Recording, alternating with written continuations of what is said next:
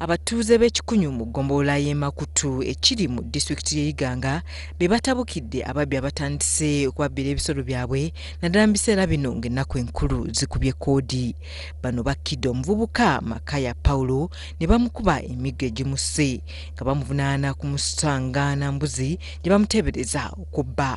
Abatuuze bagamba bakooye okutwala ensonga z'ababbi ku poliisi kubanga buli gwe batwalayo nga bamuta nabo kye bavudde batandika okubatta. Yala kuba embuzi ebyo amitolonga giti pagano wakitatala mpaka sanafu na mitolo gisoba n'ebiri bamuyite linda twenda mbugo eribo ivi basanire bayitibwe ndiwayaga Sulaiman bagaite halakai bali Oluvannyuma embuzi ekwatiddwa n'omusajja ono poliisi egitutte ng'okunoonyereza bwe kugenda maaso naye nga n'okutuusa we tujjidde ku mpewo nga tewali mutuuze yenna avuddeyo kugamba nti embuzi ye. Omuntu ono abaire ayitibwa Makaya Okinda Thomas era nga atusumbulira eno ku kyalo olw'omuzzo gw'obwibi wazira amateeka tegayikiriza kuyita aye abakikoze bakikoze mu bumeni bw'amateeka.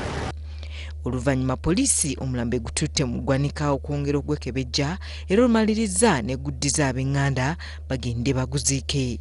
Poliisi evumiriddwe ebikolwa eby'okutwalira amateeka mu ngalo ebigenze bikyaka mu disitulikiti eno naddala ng'ennaku enkulu zisembedde.